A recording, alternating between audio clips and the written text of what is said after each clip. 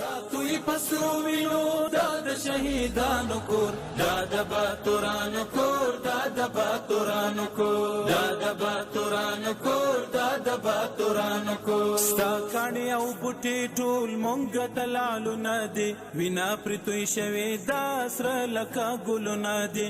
کلی څوک نیولی شي دا د زمریانو کور، دا د باتورانو کور، دا د باتورانو. السلام علیکم درنو قدرمنو لیدونکو، ستړي مشئ. نن دوشنبه د 1415 هجري شمسي کال د اسد یا زمري 5مه نیټه ده. ډیرو درنو قدرمنو لیدونکو، تاسو تر دې دمه د افغانستان د ملي ټلویزیون د بیلابیلو خپرونو لیدونکي وئ. اوس هم پام وکړئ د لغمان د ملي ټلویزیون سیمه ییزو خپرونو ته. خو په سر کې څو مهم خبرونه، زه شاکر الله هڅاند یم.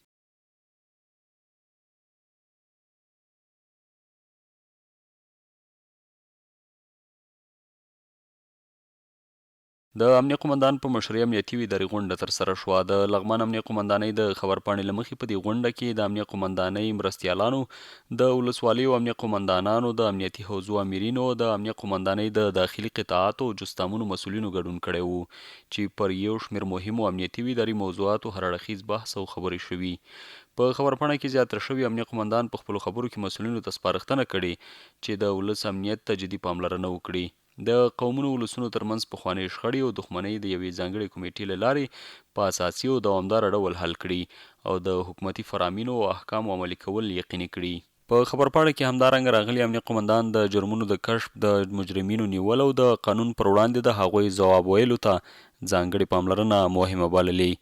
نوموړي زیاته کړې چې د امنیتي ځواکونو ترمنځ همغږي، پر وخت معلوماتو شریکول او د ګډو عملیاتو پیاوړتیا کولی شي د امنیت په ښه والي کې مهم رول ولوبوي.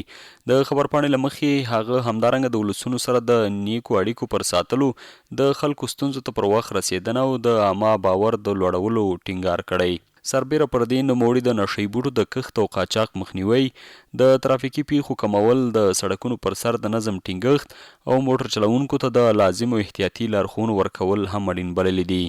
امنیه قمندان په دې برخه کې اړوند مسؤلینو ته سپارښتنه کړې چې د عامه پوهاوي پروګرامونه زیات کړي ترڅو خلک د قانون مراعاتولو ته وهڅول شي. د خبرپاڼې له مخې د غونډې په پای کې ګډونوالو د خپلو اړوندو برخو راپورونه وړاندې کړي او ژمنه یې کړې چې د امنیه قمندان لارښوونې به په جدي ډول عملي کوي او د ولس د امنیت ټینګښت لپاره به خپلې هڅې لا زیاتوي. د لغمان په صنعتي او تولیدي کارخونو کې څه د پاسه 600 تنو ځوانانو ته د کار زمینه برابره شوې. د لغمان ولایت د صنعت او سوداګرۍ ریاست مسؤلین وایي چې د دې ولایت په لسګونه صنعتي او تولیدي کارخونو کې 614 تنه ځوانان په کار مصروف دي. د صنعت او سوداګرۍ رئیس مولوي سلامت خان بلال ویلي چې اوس مهال د دې ولایت په مرکز ولسوالیو کې 50 صنعتي او تولیدي کارخونې فعالیت کوي چې 614 تنه ځوانان پکې په دندو بوخت دي. د ښاغلي بلال په وینا د پخوا په پرتله یاد ولایت کې پانګونې ته د سوداګرو او صنعتکارانو پاملرنه زیاته شوې چې ورسره د صنعتي او تولیدي فابریکو فعالیت هم ډیر شوی دی.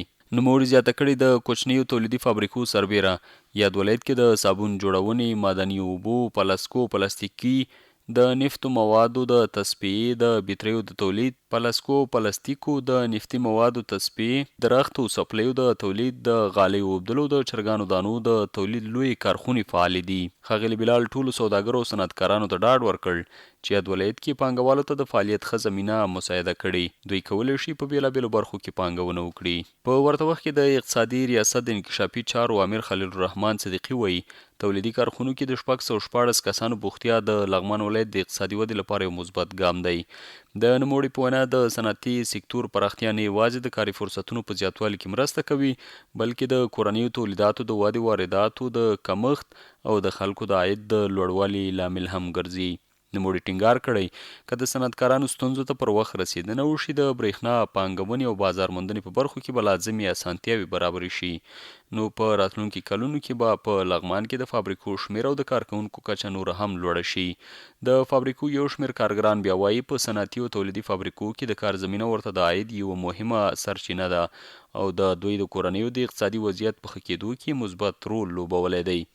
دوی له حکومت او خصوصي سکتور څخه غواړي چې په یادو برخو کې لا زیاتې پانګونې وکړي، څو نورې فابریکې هم فعالې شي او د بیکاره ځوانانو لپاره د کار فرصتونه نور هم زیات شي. او د دولت شاه ولسوال د ګډیالې سیمې له اوسیدونکو سره د همغږۍ ناسته وکړه. د لغمان ولایت د دولت شاه ولسوال عبدالصبور احمد د ګډیالي سیمې ته سفر کړی. د ولایت مقام د خبرپاڼې له مخې نوموړي د سیمې له علماو، ملکانو او اوسیدونکو سره د ګډې همکارۍ او همغږۍ په موخه ناسته ترسره کړې. په خبرپاڼه کې راغلي په ناسته کې ښاغلي احمد د سیمې پر مهمو اړتیاوو د ولس او ادارې ترمنځ د لاښي همکارۍ او متقابل تفاهم په اړه خبرې کړې. ولسونو ته یې د لاښي همکارۍ ډاډ ورکړی. ورته مهال د یادې سیمې مشرانو ولسوال ته د ملاتړ او همکارۍ ډاډ ورکړی او ژمنه یې کړې چې د سیمې د امنیت، ثبات او پرمختګ لپاره به په ګډه هڅې کوي. ډېرو درنو قدرمنو لیدونکو دا د دې ساعت خبرونه تر بیا ښه وخت.